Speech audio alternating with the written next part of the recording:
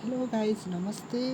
आज म भैरवाको लुम्बिनी नेत्रालयतिर छु र सुरज उता स्कुटर पार्किङ गर्नु गएको छ। उसलाई नै हामी कुर्दै बसेछौँ। म र बाबु यस्तो घाम लागिरहेछ, बाटोमा कुर्दैछौँ। कुर्दै भिडियो बनाऊँ न भनेर यसो भिडियो बनाएको। सुरज पनि आएर हामी भित्र पस्यौँ। यसो गर्मीले आत्तिएको देखेर बजैलाई हामीले दही खुलाउन दोकानतिर लगेर बजाउनु कति मिठो मानेर दही खाँदै हुनुहुन्छ। मिठो छ र पेट पनि शीतल भयो भन्नुहुन्छ। र उहाँ हुनुहुन्छ आन्टी बजै हामी सबै बाहिर कुर्दैछौँ, पालो कुर्दैछौँ। बजै अलिअलि डराउँदै पनि हुनुहुन्छ। कतै मेरो आजै त अपरेसन हुँदैन भनेर गर्मीले पनि आत्तिनु भएछ र अपरेसन पनि आजै हुन्छ कि भनेर डराइराख्नु भएछ। तर आज हुन्न जस्तो लाग्छ, किनभने हामीलाई यो कोठादेखि त्यो कोठा, त्यो कोठादेखि यो कोठा पठाइछन् डक्टरहरूले। अब बजैलाई लिएर फेरि हामी जाँदैछौँ 201 नम्बर कोठामा। 201 नम्बर कोठामा जाने गरे बजैले ल हिँड कता हो र 201 म पनि हिँड्दा म त थाकेँ भन्दै हुनुहुन्छ।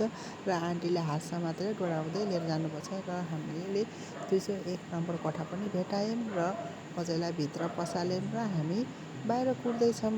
फेरि भित्र जान दिँदैन नि त बिरामीसँग, त्यही भएर। र आज बजैको अपरेसन नहुने भयो भनेर हामी घरतिर लाग्यौँ र बजैलाई आज मैले बजारतिर पनि लगेँ। बजार घुम्न जाऊँ भनेर। हुन त म पनि गएको छैन यो बजार। आज हामी तिनटैको पहिलोचोटि थियो। बजार घुम्दै गर्दा बजैलाई त थकाइ पनि लाग्यो भनेर सिँढीमा बसिराख्नु भएको छ।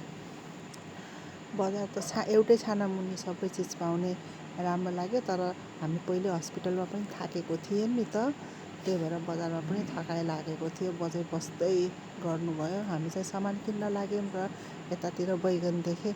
आन्टीले बैगन लैजाऊँ है, भर्ता खानुपर्छ भनेर। हुन्छ भनेर हामीले बैगन किन्न लाग्यौँ। र यो भिडियो हाम्रो हो भोलिपल्टको।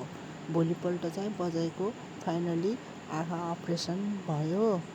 बजै बल्ल अलिकति ढुक्क भयो। पहिला त अपरेसन गर्नु अगाडि त डराइराख्नु भएको थियो, कस्तो हुन्छ होला, दुख्ने हो कि के हुने होला भनेर। अहिले चाहिँ केही दुखेन गऱ्यो के, त्यही भएर हाँसिराख्नु भएको छ। कहानी सुनाउँदै हुनुहुन्छ भित्र के भयो भनेर। आँखा नदुखेर एकदम ढुक्क हुनुभयो गरे के, त्यही भएर खुसी हुँदैछ। हेर्नु न, हाँस्दै बस्नुभएको छ। र अब हामीले बजैलाई रेस्ट रुमतिर लगे 2 घन्टा चाहिँ रेस्ट गर्नु।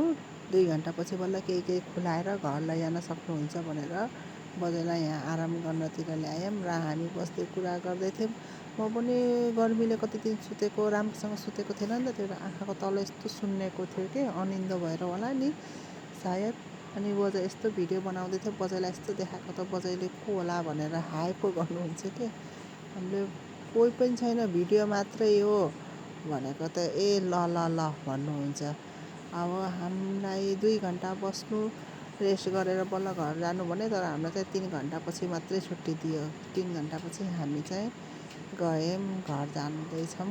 बजैको अहिले चाहिँ बल्ल आँखा अलिअलि दुख्यो भन्दै हुनुहुन्छ। अघिसम्म त नदुख्ने सुई लगाइदिनु भएको थियो नि त, त्यसले गर्दा थाहा पाउनु भएन होला।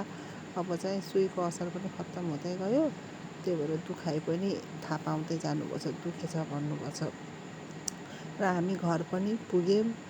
बाबु आउँदैछन् दौडिँदै, के भयो र बजैको आँखा के भएको भन्छ। ऊ चाहिँ छक्क परेछ बजैको आँखा देखेर। बजैलाई चाहिँ दुखाइ थकाइ सबै एकैचोटि लागेछ। बजैलाई चिसो पानी पिन दिनुभएको छ मम्मीले र हामी पनि रेस्ट गऱ्यौँ। Okay guys, by by.